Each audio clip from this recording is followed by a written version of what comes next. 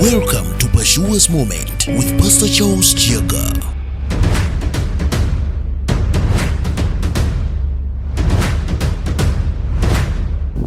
Praise the Lord, brethren. We are back again on our program, the Pashua's Moment. And as always, your servant, Pastor Charles. I'm standing on your great site, Zion Pashua's Prayer Mountain, a place dedicated to the cause of seeking God. It is an open public place. Anyone can come anytime.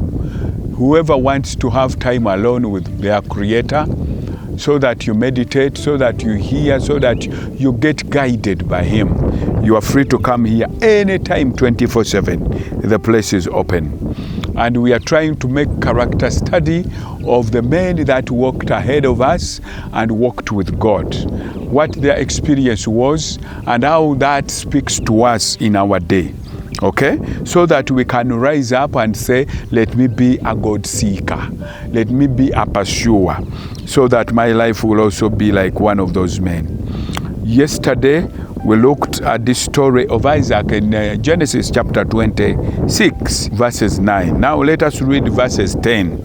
It says, "And Abimelech said, What is this you have done to us? One of our people might soon have lain with your wife, and you would bring a guilt on us." Remember, this man had told them that his wife was his sister, but nobody dared to touch her. But after a long time, they realized that it was not a sister. Actually, it was a wife. And it was the king now asking him that, surely this is your wife. And he said, yes, it's my wife. Why did you say it's your sister? He said, I feared I could have been killed because I did not know that there was a fear of God in this place. I could have been killed. That's why I never said she's my wife. He said, what had you done to us? Just imagine if one of us had gone and lain with your wife. You would have brought a great guilt upon us. So, actually this man said, you had done something terrible to us. If anyone had been tempted to imagine that this is your sister and went and laid with her, imagine the kind of guilt that would come upon us. I tell you, God will protect those who dedicate themselves to Him. It was the king actually saying, a great guilt would be upon us if we dared to touch your wife. God will guard you, and God will guard all that is yours. People will fear to touch what is yours because of the dedication you have towards God. So this man, the king, he was the one saying, you would have done us, something terrible would have happened to us if anyone was tempted to lie with your wife. They knew very well that this was a man of God, and it would be taboo should you touch his wife. We saw when in the days of Abraham, when the King Pharaoh took Sarah, Abraham's wife, before he laid with her, the angel of the Lord came to him in the night and he said, do you want to die? Have you ever died? You are a dead man now, unless you restore that man his wife immediately. Because that man is a prophet. That man is a servant of God. Who doesn't want to come to a point that God will be your defender? That your enemies will be terribly scared to do you wrong, because they know that God will rise up and fight on your behalf. So the king was lamenting and saying, you had done something terrible to us.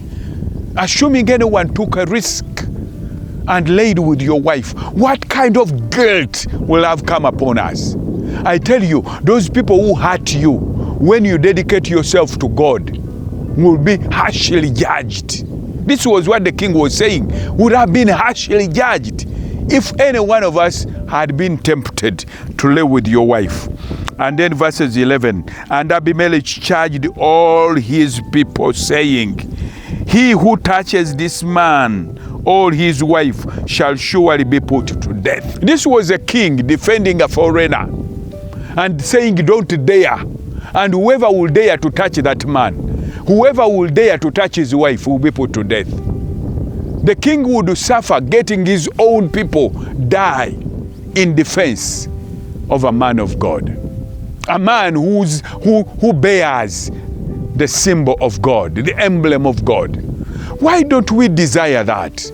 Why wouldn't you desire for God to become such an emblem, such a banner upon us that will become our source of protection? He does not only protect you, but he protects all that is yours.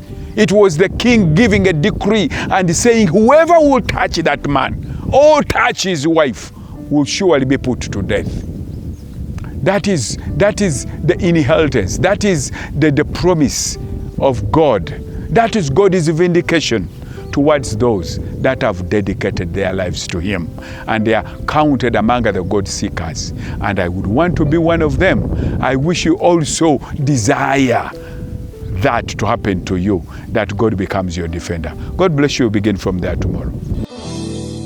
Eyo yebadde Pursuers Moment ng'ekutusiddwako essomero lya Pursuers Junior School y'essomero erizokunazaako gw'omuzadde nnako lyeddene boarding nga lisomesa abaana okuva ku nasale paka ku P7 era nga ku musingi ogutya Katonda kwe lyazimbibwa. Lirina abasomesa abakugu abategeera kye bakola era nga liri mu kifo ekisirifu obulungi ekyemunguluddwa obutonde. Abaana baffe tubabangula mu by'omu kibiina n'ebyo ebibayambako mu bulamu obwa bulijjo muli eby'obulimi n'obulunzi. Nasale section yaffe erimu abasomesa kwata obulungi abaana ate nga n'ebyokuzanyisa weebiri ku ssomero. Tulina n'emmotoka ezitambuza abaana. Ebitone by'abaana tubitumbula nga tuyita mu music, dance and drama saako n'ebyemizannyo era ng'abayizi 1,000 abanasooka okwewandiisa ng'ennaku z'omwezi 9 February tezinnatuuka. Dr. Charles ne Jessica Kiyaga bakubawa half basare. Essomero lisangibwa Butambala ku luguudo lwa Mpigi Gombe. Okumanya ebisingawo kuba ku 0772 41 98 40 ne ku 0702 36 41 Pursuers Junior School, in pursuit of knowledge.